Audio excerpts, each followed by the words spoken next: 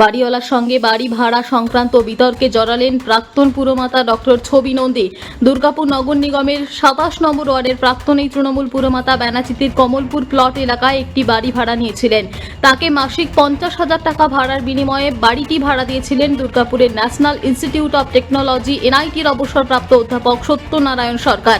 বাড়িটিতে একটি ক্লিনিক তৈরির জন্য ডক্টর নন্দী তাকে ভাড়া দেওয়া হয়েছিল, কিন্তু গত 5-6 মাস ধরে তিনি ঘর ভাড়া বাবদ একটি পয়সাও দেননি বলে অভিযোগ করেন সত্যনারায়ণ বাবু।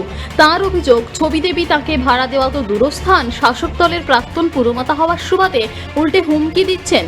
ছবি দেবীর বিরুদ্ধে তিনি থানায় লিখিত অভিযোগও দায়ের করেছেন বলে জানান অধ্যাপক সরকার।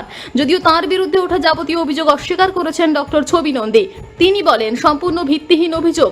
দুর্গাপুর নগর নিগমের নির্বাচন আসন্ন, তার আগে তার সামাজিক সম্মান বিনষ্ট করার জন্য রাজনৈতিক উদ্দেশ্য প্রণোদিত হয়েই এই ধরনের মিথ্যা অভিযোগ আনা হয়েছে।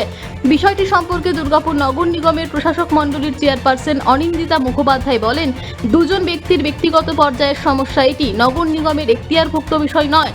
কাজেই আদালতেই এই বিতর্কের নিষ্পত্তি হবে। কে সত্যি বলছেন, কে নয়, তার বিচার করার দায়িত্ব বা অধিকার কোনোটাই নগর নিগমের হাতে নেই।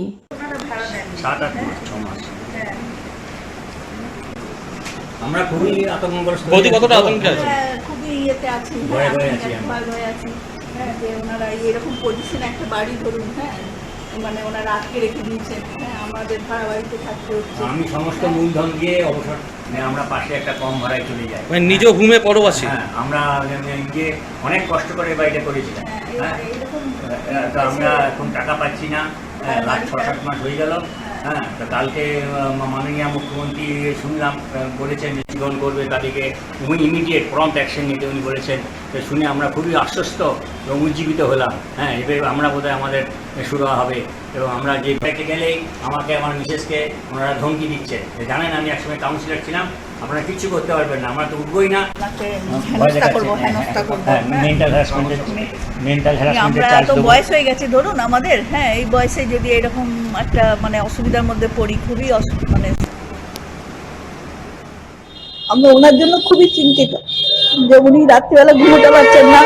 ওনার সুগার, প্রেশার, হ্যাঁ, কখন শারীরিকভাবে উনি বেশিভাবে অসুস্থ হয়ে যাবেন, তখন তো আমরা ভীষণভাবে হয়ে যাবো। মানে ওনার মানে যদি শারীরিকভাবে আরো কিছু অসুবিধা হয়ে যায়, তখন তো ওনাকে নিয়ে আমরা মানে কি করব তখন। তাহলে মানে সেই অবস্থায় যে ওনার বাড়িটা যদি ছেড়ে দেন, তাহলে তো আমরা ছাড়ছেন না।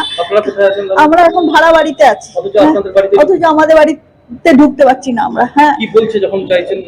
বলছেন আপনাদেরকে মানহানির মামলা করব। হ্যাঁ, আপনারা মানে চাইতে পারবেন না, আপনাদেরকে থ্রেটনিং দিচ্ছেন যে ওনাকে মানে কোনোভাবে আক্রমণ করা হবে বা কিছু।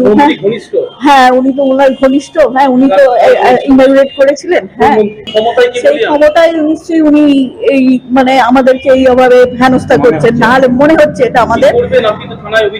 হ্যাঁ হ্যাঁ, থানায় অভিযোগ করা হয়েছে, কারণ ওনাদেরকে না দিলে আমরা তো একা একা কি করবো বলুন। আমরা তো পুলিশের তো প্রথমে বলি, উনি যে কথা বলেছেন সম্পূর্ণটাই মিথ্যে। ওনার সাথে কোনো প্রতারণা করা হয়নি, ওনার ভাড়াও কখনো বাকি রাখা হয়নি, এবং ওনাকে কখনোই আমরা কেউ হুমকি দিইনি।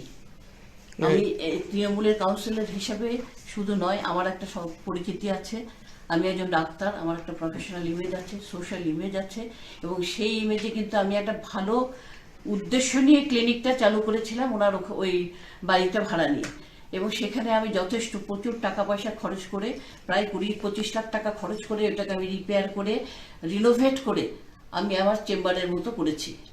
তো তারপরে উনি হঠাৎ এইভাবে কেন বলতে গেলেন, আমি সেটা এখনো বুঝতে পারছি না। এটা কোনো চক্রান্ত করা হচ্ছে সামনে পুরো? আমার মনে হচ্ছে এটা কোনো চক্রান্তের শিকার আমি হয়েছি, যেহেতু আমাদের পুরসভার ভোট মানে কাছাকাছি আসছে।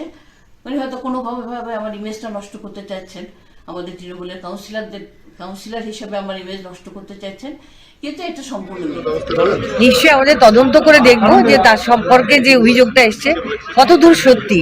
যদি সত্যি প্রমাণিত হয় নিশ্চয়ই ব্যবস্থা নেওয়া হবে।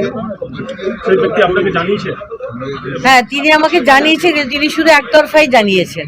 কাজে শুধু তার একতরফা শুনে আমরা তো বিচার করতে পারি না। আমরা মানে পক্ষ প্রতিপক্ষ দুপক্ষেরই বক্তব্য আমাদের শুনতে হবে এবং সত্যতাটা প্রমাণিত হতে হবে যে উনি সত্যিই কি জবরদখল করেছেন। যার বিরুদ্ধে এসছে তিনি তো ওখানকার প্রাক্তন পৌরমাতা ডক্টর ছবি নন্দী, তিনি যথেষ্ট রিনাউন্ড এবং একজন প্রতিষ্ঠিত ডাক্তার। কাজে তার সম্বন্ধে কোনো অভিযোগ এলে সত্যতা প্রমাণিত করতে হবে, যদি প্রমাণিত হয় নিশ্চয়ই ব্যবস্থা নেওয়া হবে। দুর্গাপুর থেকে সনাতন গড়াইয়ের রিপোর্ট, টিভি নিউজ 10। সহজেই স্বাস্থ্যসাথী কার্ডের মাধ্যমে সুচিকিৎসার একমাত্র প্রতিষ্ঠান citizen hospital, Bidhannagar, Durgapur. Helpline number 9800897855। অ্যাপয়েন্টমেন্টের জন্য ফোন করুন 7477783932 কিংবা 9933475697 এই নম্বরে। সবার আগে খবরের আপডেট পাওয়ার জন্য সাবস্ক্রাইব করুন আমাদের ইউটিউব চ্যানেল এবং ক্লিক করুন বেল নোটিফিকেশন আইকনে।